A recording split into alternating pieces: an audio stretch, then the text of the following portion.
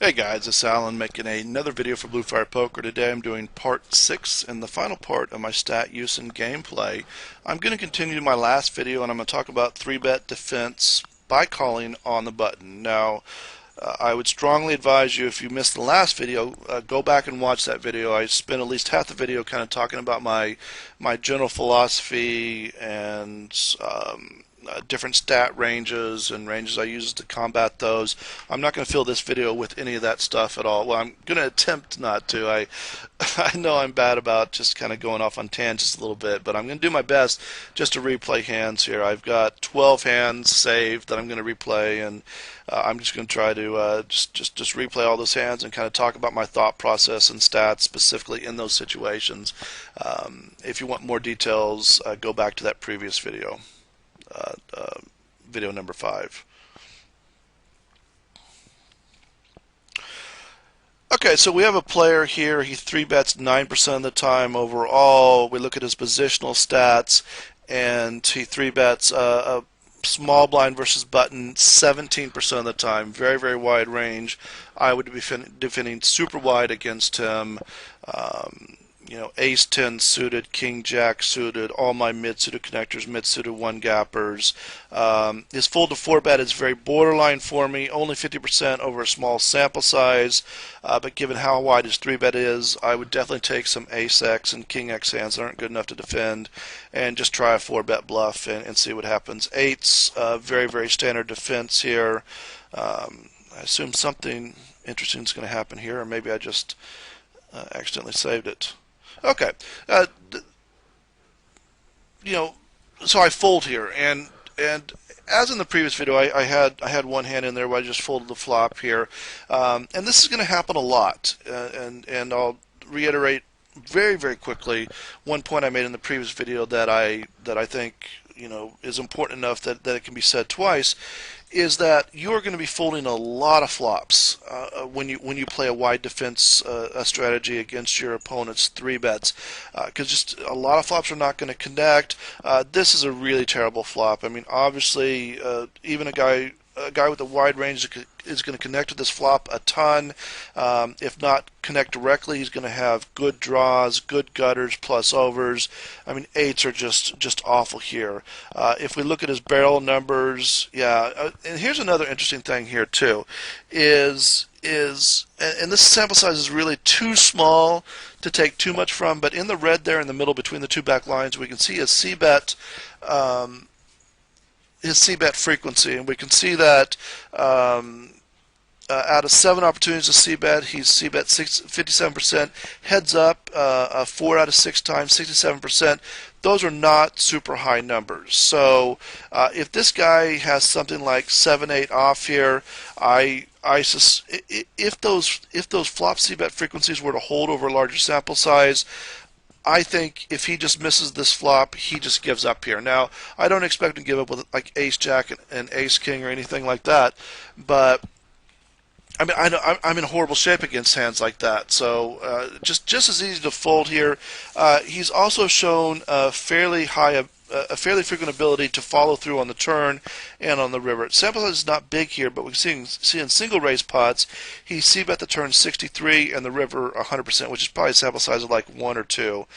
Yeah, 2 times out of 2 times he river barreled, but still, it's the information we have, and even if the sample size is small, we've got to work off the information we have. So when it comes to 3-bet pots, we can the little bit of information we have is he C-bet 4 out of 6 times on the flop, and then 1 out of 2 times on the turn. I couple that with his barreling frequencies in single raise pots, and from the combination of that information, I know I'm going to be facing a fair amount of turn barrels in this spot, and even if I wasn't, I'd probably go ahead and fold here, although it'd be a lot closer. But if I'm starting to get ideas somebody can fire a lot of second barrels here, I just think eights play really, really bad here. Now, I mean, I know guys can go the opposite way in this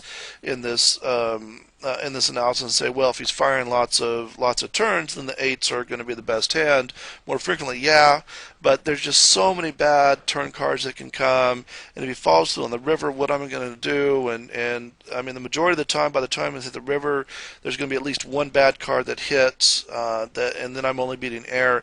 So to make a I talked way too much about this, but bottom line here, it's just better to fold early. And I think most guys, I don't know if most guys, a lot of players make the error of calling once just to see what happens without really thinking about their opponent's barreling frequencies and the board texture and how often they're going to be folding on the turn. And so quite often it's better to make a tight fold on the flop and then just wait for a little bit better hand.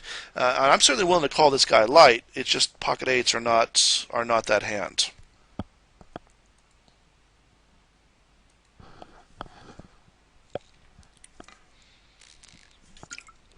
Boy, this is a really light defense.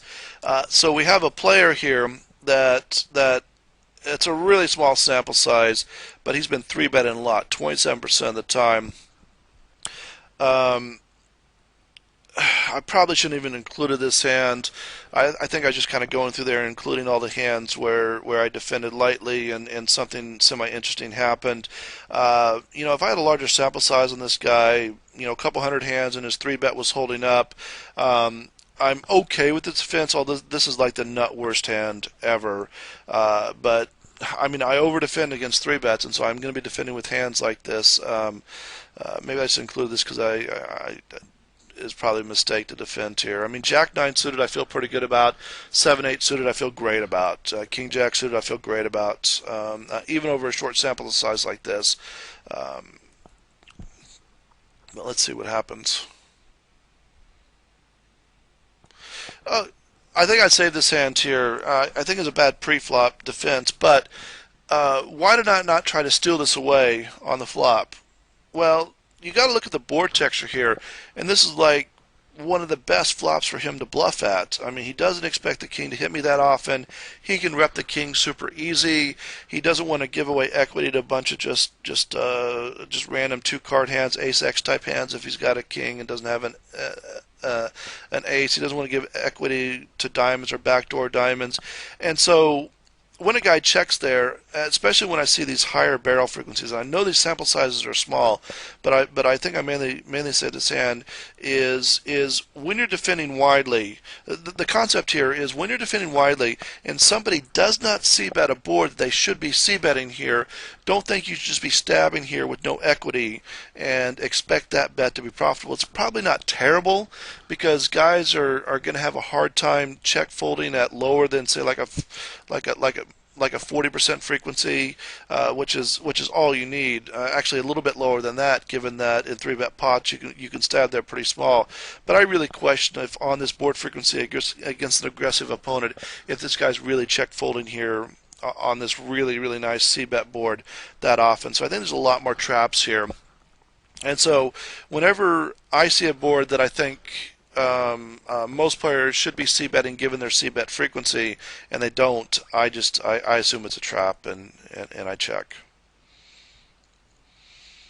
And if I would have turned a 9 or a jack, I would have had to really think hard about it when he bet there.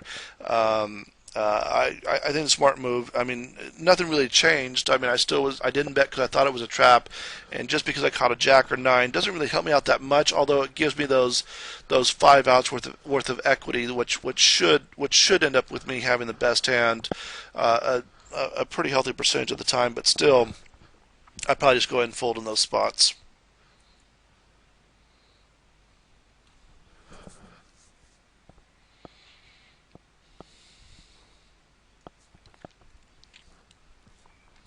So this is a pretty standard spot for me. Very good defense hand in my opinion. Now, one thing I didn't talk about earlier, and maybe I just assumed it was common knowledge, but one of the reasons I like the mid suited, mid one gap, mid two gap type hands is because of domination issues. To me, a hand like, say, like Ace 9 suited can get you in a lot of trouble because you hit top pair there, you're going to have trouble letting that go.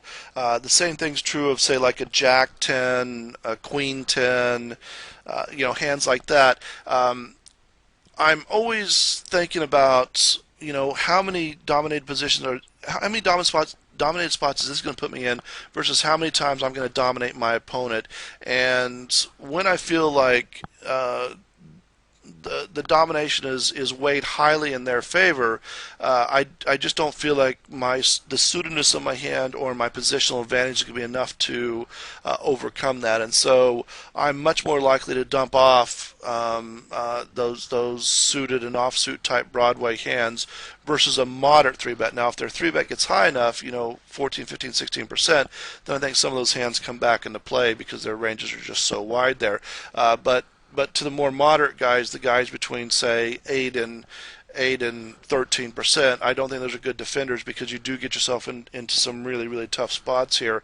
But with these mid-suited hands, you avoid a lot of the domination issues, and you just got so many float type hands where you've got backdoor straight draws, gutters, backdoor flush draws, pairs, or quite often some combination thereof where a third of the deck is going to improve your hand or improve your equity on the turn. And like I said earlier, a common leak, and not necessarily even leak, but a common pattern in a lot of guys' games is a 3-bet fairly heavily in blind versus button situations and then c-bet and then not follow through on the turn.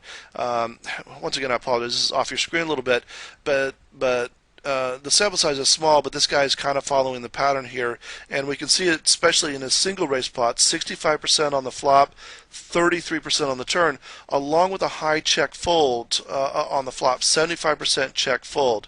Now, I don't have any data on him when it comes to 3-bet pots, and I don't really have any data. I don't have enough data on the turn to really determine something like that, and so I have to kind of go with kind of his flop philosophy, which is if the guy's checking, he's check folding a lot, and his single raise pot philosophy, which tells me he stabs flops at a decently high frequency, and then he checks the turn. So putting all those together would lead me to think that it's probable that he's doing a lot of the flop stabbing, then turn checking, and if you bet, he's going to be check folding there at a good frequency, which just increases the value of hands like this tremendously.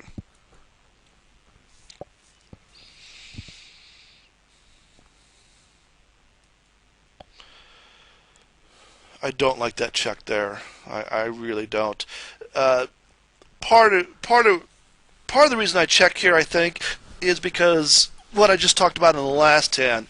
This is a good board texture for him to bet. However, this guy's not showing himself to be a tricky checker at all. Now we don't have enough information to make any to know how he plays 3-bet pots, so I'm having to extrapolate his single raise pots into how he plays 3-bet pots, and obviously his single raise pots show a level of trickiness we don't need to worry about at all. But given what I know here, a bet here would have been much, much better because obviously he's almost always going to have 6 outs here, potentially some backdoor type stuff, and I don't want to be giving away that level of equity here. Much better just to bet, even though this is a board that he should be c-betting. That's not absolutely guaranteed. It's not like his c-bet's super high either. Now, if he had a 75% c-bet, then I think he's c-betting boards like this a lot more because I have trouble connecting with them. Whereas a guy that's more like 65% is more likely, especially when he has that high check fold, is more likely to be thinking, I can't rep much here, so I can't c-bet, and he worries more about me messing with him because of the board he couldn't hit. Whereas a 75% flop c-better just thinks this is a board I can rep. He can't hit much, so I think it's better to c-bet here, and I definitely go with that. The latter's way of thinking, the higher c-bet. And yeah, guys are going to mess with you a little bit more on boards like this, but most guys aren't going to mess with you enough in order to kill the profitability of the c-bet bluff. Now I catch the 7, he bets, I call. I think I may have shown this hand at the end of video 4. If not, it was and I do these videos right before, so it was over a month, maybe 6 weeks ago since I did those videos. But I recall that last hand in video 4. It was a 3-bet defense video hand on the button. And it was a very similar situation where his river bet was just, in my opinion, unbelievable. Now, given his pre-flop information, I just don't think the guy is trapping here that often. I mean, he's c-betting frequently enough that he should be c-betting his flushes. Now, my main worry on the river here is he's thinking at the level that, okay, Allen is unlikely to have a flush draw here because he would have bet that on the flop. So if he was protecting his hand, he has something like pocket tens, pocket nines, something like that. So maybe he has something like pocket tens or jack ten, a hand that he just didn't feel like c betting and felt like a pot control move might be a little bit better, and now he's value betting really thin. But his bet sizing to me just doesn't scream like thin. I expect a little bit less, like 50 into 89, just trying to get a thin call out of some sort of mid pocket pair or like a ace queen superhero call, something along those lines. And to me, this is either like a complete trap where he had like a 6x or pocket jacks, or it's just some sort of complete error. And given that he definitely could have something like ace queen with a heart in his range that he would have bet the turn with, and now he's trying to bluff. And we can also look at his bet river frequency. His bet river frequency is extremely high at 39%. Very, very high, 39%. Now, that can also lead me to think that he can value bet thinly, too. And so I am actively worried about specifically a hand like pocket tens, maybe pocket nines, a weak jack. Now value betting thin, just trying to pull a thin call at me, but I don't like the bet sizing.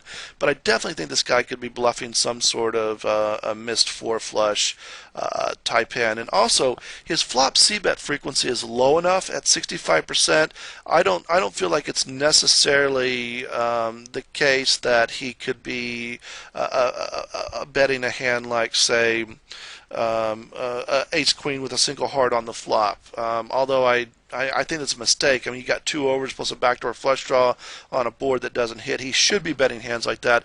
I think it's more likely just a weaker four flush type draw that he was betting. Hands like 9-10 are possible here where he turned the gutter, and maybe he's got a gutter plus a single heart. I've got a blocker to hands like 8-9, stuff like that. But I mean, that's a possibility too. But short story long is there's plenty of bluffs in his range here, and I'm just having trouble giving him too much value, and I've got to really stretch things to give him value here. And I think the chances of him having a heart draw here are extremely low. Yeah, the 9-10 for the gutter. Yeah, I think I showed that hand before. Hopefully my explanations are similar. Alright, so we have ace-10 here. My opponent oversizes his 3-bet. Now, I definitely think that when people are oversizing their 3-bets, you got to fold a lot more often. And that's okay, because you're going to win bigger pots when you do call. Now, why was I calling here with ace-10? Okay, now this once again, this is why it's important to check positional stats. So this guy overall only has a 6% 3-bet. That's so tight that it's colored red for me, which means don't mess with this guy. He's too value orientated. However, me just absolutely hating to fold to 3-bets, I have to go check his positionals, and both his small blind and his big blind versus the button open are 20%. So this guy is very, very active in this specific spot, but in other spots he's not active at all, thus giving him an overall low fold versus 3-bet, but making his ranges quite wide in this particular spot. Now, our sample sizes are small to be making too much assumptions, but I also and I've been doing this throughout this series. I don't know if I gave it a name, but I call it confirming stats.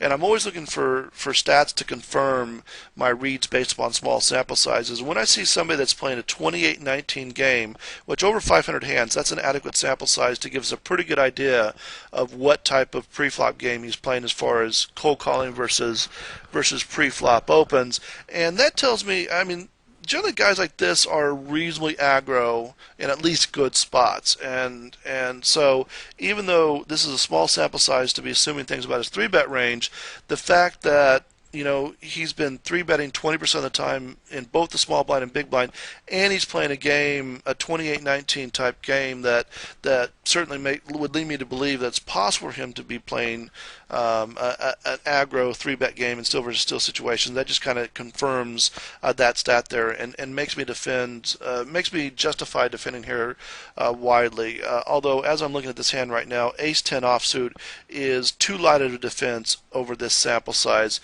You give me the same numbers over 2,000 or 3,000 hands, I think it's fine.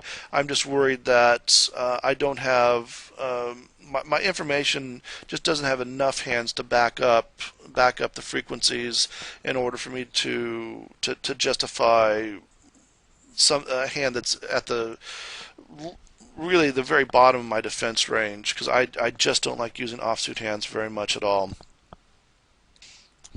Now, and I keep going off on tangents here.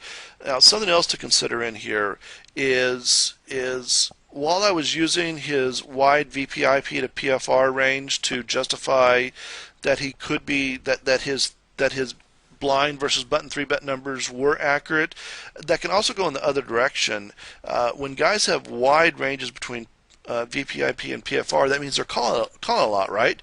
And so if they're calling a lot, then that gives them a lot less hands that they can three bet bluff with, and so it can work both ways. I mean, my overall feeling is guys that play like this will also three bet fairly frequently, although that's a little bit counterintuitive given how many hands they are cold calling with, and so that I mean, there's got to be some real trash in one part of the range, either the cold calling range or the three betting range, because otherwise they just run out of hands. You can't have decent three bet hands and decent cold call hands here. But my first read of that stat range was just kind of an experience based feeling on things I've seen, even though, like I said, it's a little bit counterintuitive because there's so many hands in that range there.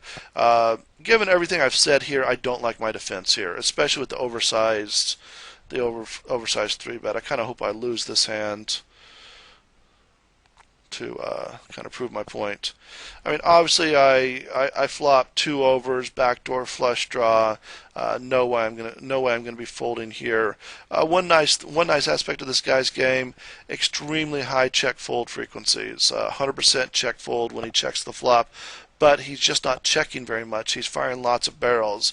But that's okay too, because if I catch an ace or 10, I'm going to go ahead and call this guy all the way down, because his ranges, I mean, we're starting with the perception that his ranges are wide, or the belief that his ranges are wide, and he barrels a lot. So that gives a little bit, that allows me to call a little bit more, because I'm not going to fold if I catch any piece of this. He checks. I take a half pot stab at it. Yeah, pretty straightforward there. I've got the gutter, and 8 gives me the good end of the straight. I do think he has some piece of this fairly often, but I also think he has hands like king, queen, ace, jack, stuff like that actually beat me, that can fold here. Possibly hands like 3s, 4s, 5s that are just going to go and check fold there, because he just feels like he's got a very limited chance to improve. But yeah, overall, I don't like getting myself into that spot with a hand that weak. Ace jack off, I'd feel okay about. Ace 10 suited, ace 9 suited, mid suited connection, mid suited one gappers. King queen, ace queen, all that stuff I think is fine given everything I see there. But ace 10 off, just I think that crosses the borderline.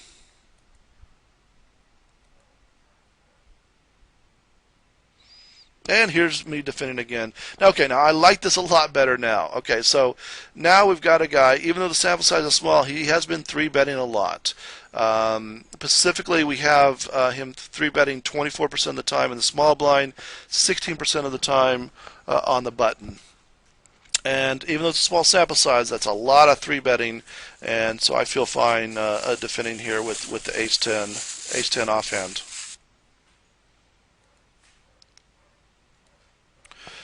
Alright, so I pretty much missed this flop here. He bets 24. I've got some backdoors to gutters, overcard, a weak club here. I don't remember what I did here. Um, I mean, we don't really have any information on this guy's check fold frequencies. I mean, he does have that high flop C bet, low turn. I don't really have much information, really any information what he does in three bet pots here. I mean, given what little I can see here, I'm okay with the float.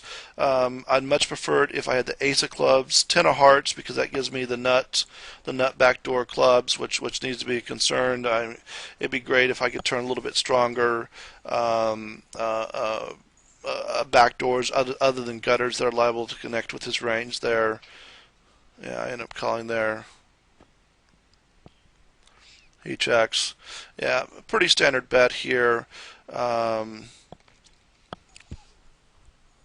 Definitely he can be pot controlling with some mid pocket pair here, just trying to induce a bluff. I don't think it's a great play because I can take too many free cards with some nice club draws, but I think a stab here is best. Might get him off, an ace jack, an ace king that beats me. Might occasionally get some sort of weak pair to fold, but a lot of it's just a protection bet here against a 7-8. I don't want him catching a 7 or 8 here, and he check raises jam. Yeah, easy fold there.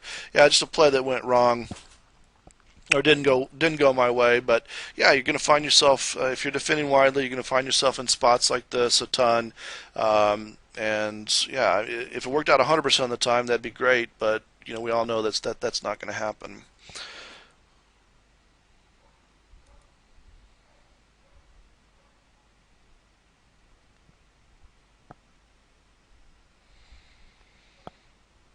Yeah, we get kind of an oversized squeeze here. We look at this particular opponent. I can see that he squeezes 7.5% over a good sample size in the big blind, and generally just he three bets quite a bit. Um, uh, uh, this is getting into a really marginal defense for me, given how much he's oversizing this bet. But I feel like his ranges are wide enough, and I have position. This guy's fishy, and we're gonna be able to pull him into the pot a ton. Given and that helps overcome the pot odds here. If I feel like we're gonna pull him into the pot, at least half the time, if not three-quarters of the time, or something like that. That gives me much better pot odds to be calling this oversized type bet. In the end, we didn't. Once again, we have this typical pattern: high flop C bet, low turn barrel, high check fold frequency in general. We can This number here, this 100% here, is actually, and you can't see the writing slightly off screen. That's his check fold turn in three bet pot. So 3 out of 3 times when he three bet and he checked the turn, he check folded. He check folded on the turn. Now I know this isn't a three bet pot; it's a squeeze pot, but guys will generally play these spots in similar ways. And also off the screen, I have all his positional. Or by street check folds, and it's 67 on the flop, 83 on the turn, and 100% 2 out of 2 times on the river. So this guy's very likely to just bet once here and then give up. And then I have all sorts of backdoors here. I mean, when you're looking to float, and we really didn't have I don't think we had that many floating type hands here, but this is the one that's really really good because we have an 8 or a queen that'll give us open in a straight draw. We have a jack or ace that'll give us a top pair, which is I mean, not of great value given the board texture and this being a three bet pot, but it is of some value, and of course all the hearts. So I mean, a ton of the deck is going to improve me on the turn, and this guy's going to give me a very easy time on the turn. So makes it a really nice call there. He checks. I just bet a little bit over half pot. Actually, I think my bet size in there is a little bit too big. I think I could have just made it 70, something like that, and gotten the same amount of folds there.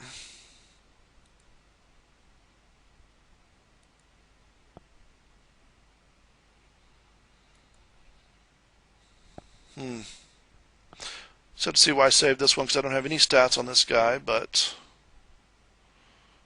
okay, now I know why I saved this hand. Okay, so I flop a combo draw, and very very strong. And if I raise here and get it in, I'm going to be easily a coin flip against his get it in range.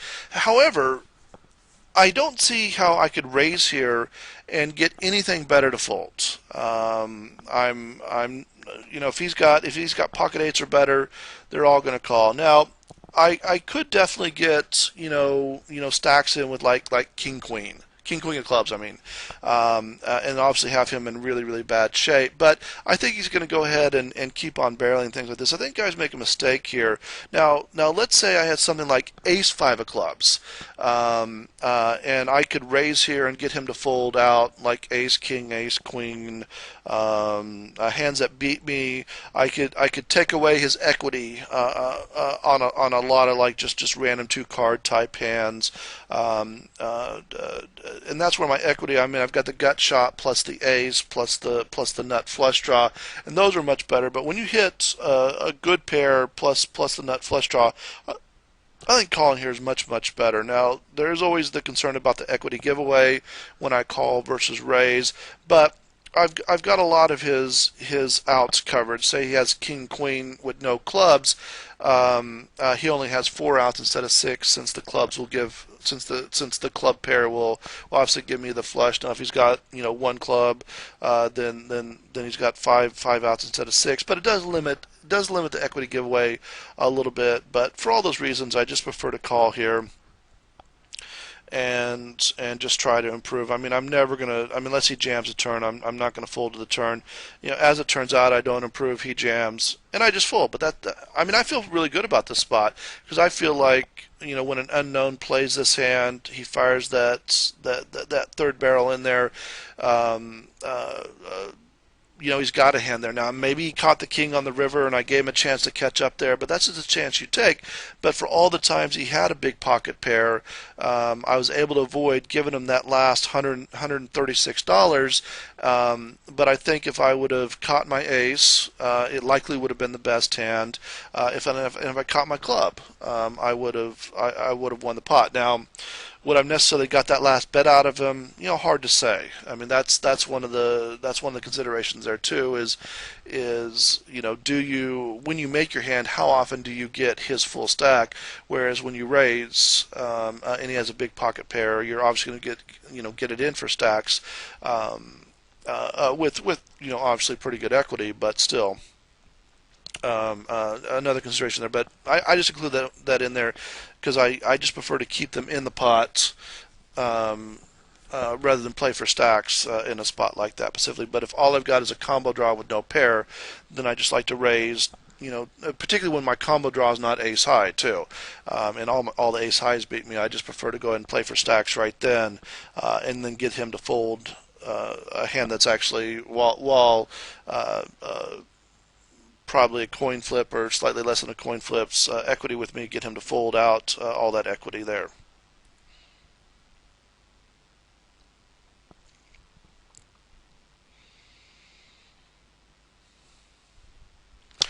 This hand was just saved to illustrate my point about a tighter three bet range. We really don't have much information. We don't have enough hands on the guy to know what he's doing positionally, but overall he is a 4% three better. And we're a little bit deeper. Even though he oversized this a little bit, I'm absolutely always going to call my pocket pairs here. And if I don't hit a five, then I'm done with the pot. I choose to go ahead and raise here. I feel like a lot of players are going to feel like I'm not repping much. Additionally, his C betting frequency, his flop C betting frequency is really low. I only have one hand in a three bet pot, and he did C bet that. But I mean, I just think he has an overpair here a huge percentage of the time, and he's never going to fold an overpair versus a raise, or almost never. And so I pop it up there, and we get our stacks in. Because if he's got something like jacks, a fairly high percentage of the time, an overcard is going to hit the turn, and he's going to be less likely to play for stacks here, and so just better to raise here and get the stacks in now, in my opinion.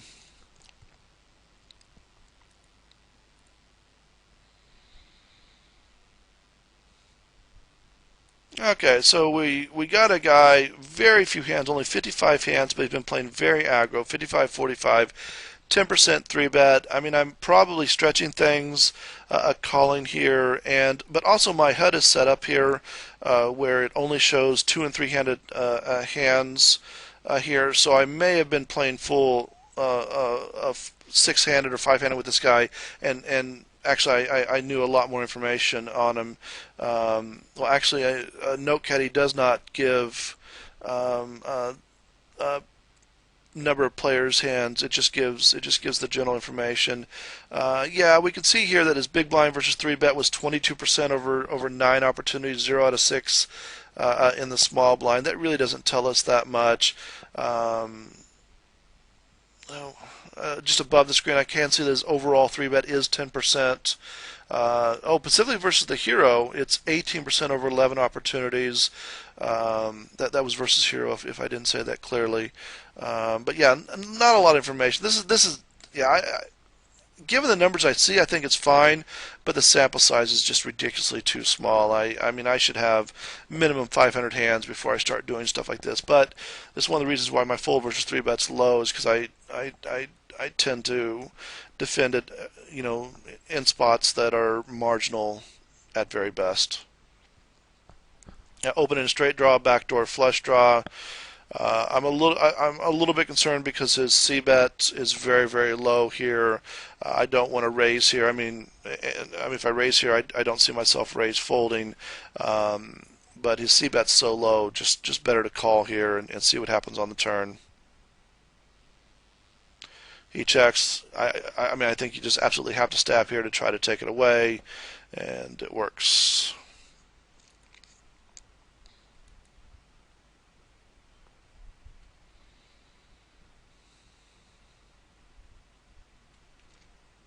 Okay, so I included this hand in here just to illustrate my trapping philosophy. So I have an opponent here that has an extremely high fold versus 4-bet, 64% of the time. But specifically in the small blind, they folded 2 out of 3 times, which isn't really a sample size that tells us anything, but it just tells me that he has a very polarized range. Now, along with this, we need to look at his barreling frequencies. We can see here heads up in 3-bet pots, 64 over a sample size of 11, and then he double barreled 1 out of 4 times. Versus a double barrel. Now that takes away from me valuing flatting being a valuable, I'm sorry, flatting being the best line here. However, I'm probably also looking at his single race pots because our sample sizes for 3-bet pots are pretty small. So I was probably also looking at his single race pot barreling, which is extremely high, 73, 67, 100, over a halfway decent sample size. So I think I probably gave less weight to his 3-bet barreling frequency and hoped that was just a sample sized, and because his single raise pot barreling frequency was quite high. Now, if his 3-bet barreling frequency were to match up with his single raise pot barreling frequency, I think this is very much the right play because this guy is going to, if he hits any good pair, any draw, and then he's plus he'd be bluffing some scare cards too. And whereas if you 4-bet, you're just going to fold out all his junk, and yeah, you're going to get it in against ace king jacks are better, but then you're going to fold out everything else. But if you flat there, you're still going to get you're still going to get a stack with most of those hands plus a bunch of other hands. So for all those reasons, very very standard flat for me.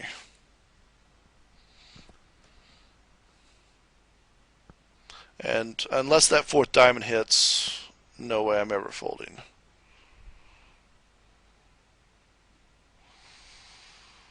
And then easy jam here. Yeah, 116 to put them all in. And he ends up folding.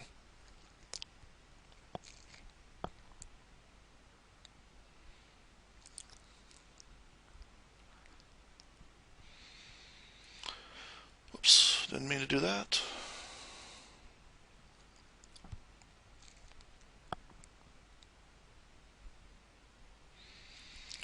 He oversizes this a little bit. once again off screen, but his big blind 3-bet versus the button is 17%. I would be defending extremely wide here, 8-9 suited, even though this is oversized a little bit. A no-brainer. Looking at a single raise pot barreling frequencies, doesn't generally put a lot of pressure. Definitely doesn't put pressure on the river. Looking at his 3-bet pots, we don't have huge sample sizes, but decent sample sizes. In 3-bet pots, he's 88% out of 16 opportunities on the flop, and he's 4 out of 8 on the turn. We don't have any sample size when it comes to check folding and 3-bet pots on the flop or the turn, but that's, I mean, at least on the flop he's barreling a lot, so he doesn't give any opportunities. But on the turn we don't know what he's doing. But we can see that in single raise pots, he's folded 6 out of 10 times on the flop, 7 out of 10 times on the turn, and 1 out of 1 time on the river. So, given all that information, makes us even a better defense, because I just don't think this guy's going to put any pressure on us on the turn that we need to worry about. If he's betting, our one pair hand is just not good, and if we've got a draw or some sort of combo, we just have to make a decision based upon our hand strength. Perfect example here. Very easy fold on the flop. If he puts another bet here on the turn, I hope I fold. Well, obviously, unless I improve. So this guy bets the turn. Now, it's definitely possible that he has a flush draw here. Now, in this situation, we got to think about, his range here. Now, I definitely think if he has like ace king with a king of clubs, king queen with a queen of clubs, pocket aces with a club, pocket queens with a club, um, um, I definitely think he's going to be c-betting hands of that strength. Pocket queen with the queen of clubs, possibly not. He might pocket control with that. But and then I also think he could quite possibly be barreling just any ace X when he has that ace of clubs there, particularly ace 8, ace 9, ace 4 with a single club. Now he's also going to have some mate hands here, but once I hit 2 pair here, it's going to be a pretty tough river fold. In a 3-bet pot. I know I said this guy doesn't put a lot of pressure on, but it's not like he's going to, like let's say he's got pocket aces or ace king. Is he going to really give up on the river? Yeah. Or well, not necessarily give up, but check on the river. Maybe, but I don't. That gets to be pretty marginal, but. Anyway, so I'm thinking here, the combination of this guy actually having clubs, a set of kings, and the possibility of this guy having some sort of like ace king with the ace of clubs, all those hands that are made plus draws, I've got to consider a raise here. Now, the more I could fold to a triple barrel, the less I like a raise. And now that I'm looking at this really low river barrel, the sample size isn't huge. What are we talking about? 8. He had 8 opportunities to river barrel. In position was 0 out of 2. Out of position was 3 out of 6. That's getting pretty. Not pretty borderline. That's really borderline when it comes to making decisions based upon river barrels. But if the sample size was bigger and we had more examples of him not following through with the third barrel, I tend to like a call better, and then a fold, even with 2 pair folding versus that last barrel. Given the small sample size, it becomes closer. But if I recall, when I was looking at this hand earlier, when I saved it, is I just raised here, and the idea was I wanted to get his money in with all the single club hands, because and something I may have been considering there too is, even though I could have folded versus the river barrel because he's not doing that, anytime he has like that single strong club, I am going to get him to play for stacks here on the turn, and he's going to give those up on the river and just end up check folding those and only betting when he has the best hand there. That may have played a part in my analysis then. This hand was 9 months ago, almost 9 months ago. So, I don't recall my thinking, but that's, looking at that now, that's what I would have been thinking about. Yeah, I ended up having aces and caught the 4, but yeah, just unlucky.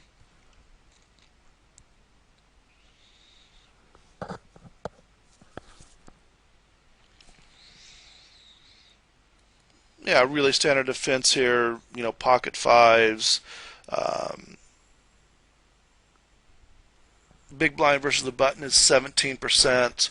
Um, I am a little bit concerned because this guy barrels a lot. 4 out of 4 times on the flop, 1 out of 2 times on the turn, but just his general barreling frequencies are very, very strong. But if I catch a set, I should get a stack a lot because if he just barrels relentlessly, then fine. I do hope, even though I flopped the gutter, super weak backdoor flush draw, I should just fold to a c bet here. And yeah, I don't like that because I don't like that at all because this guy just barrels too much. And I mean, there comes a point where a guy's barreling so much you can just sit there and hold on really weak because there's so much air in his range. But man, there's just so many cards that are not going to be good for my hand against future barrels. I mean, spade, 10, any Broadway. Um, yeah, a 7, 8, or 9, gives them counterfeit outs. Yeah, I'm going to end up folding way too many turns here. I absolutely should have just folded here. I mean, I know his barrel frequencies are terrible, are very, very frequent, but I mean, there's not much I can do on the turn. Yeah, that was a bad play on my part, without question. Should have just folded that flop. Now, there's a lot of flops I would have called. I mean, a little bit more scattered flop, a rainbow flop, flop where I have 1 or 2 overs, which would give me some sort of backdoor potential. Absolutely. But I mean, that particular flop texture, most of the deck was bad for me. I mean, even a 6 giving me a straight is not that great, especially since I can't fold there, and I got to call him down just because of his barrel frequencies. I mean, I'm sure it's probably the right call, and that's why I'm calling him down. But it's still not going to be comfortable. Once again, we have situations, super small sample size, but he's been 3-betting a lot. Um, this is one of the spots where I think I over defend too much, and this hand was a long time ago, almost 10 months. I think I'm getting a little bit better in these spots of not overreading too much in the small sample sizes, but um, and it's not a bad defense, but you're really playing a guessing game here because you just don't know what they're doing. I mean, once you call, you're never folding a flop like this.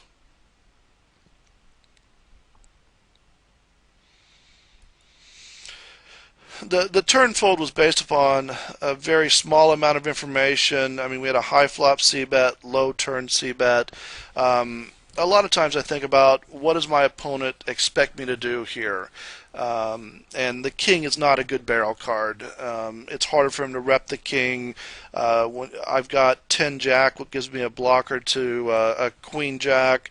He could have backdoor clubs that I beat. He could be double barreling, ace jack, ace queen, but I mean I'm really starting to stretch to give him a double barreling range here that I do okay against. If he's got the king, I'm drawing dead. If he's got aces or something like that, yeah, I've got a couple outs, but and then even some of my outs are counterfeited. A jack, if he is barreling ace queen, then a jack, obviously gives him the straight. And so just better to fold here because it's just too messy here, and it's not a board that he can really rep that easy, and I'm going to be super unhappy on the river. So just better to make the decision right then and give up. Ideally, I was hoping for at least a heart to turn, maybe a queen to give me an open ender, but none of those happened. So you just give it up, and if you're going to defend a lot, you're going to find yourself in these spots with a fairly high frequency, and that's just part of what you got to do here. Well, I'm very proud of myself. I managed to make it through 12 hands in 49 minutes, which I think is a record for me. I hope you guys find this interesting and enlightening to some degree, and definitely if you have some questions about what I'm doing, what I'm thinking about, put them in the comments, and I'll be happy to further clarify my thought process and what I'm looking at here. But as always, guys, thanks for listening, and talk to you soon, and good luck.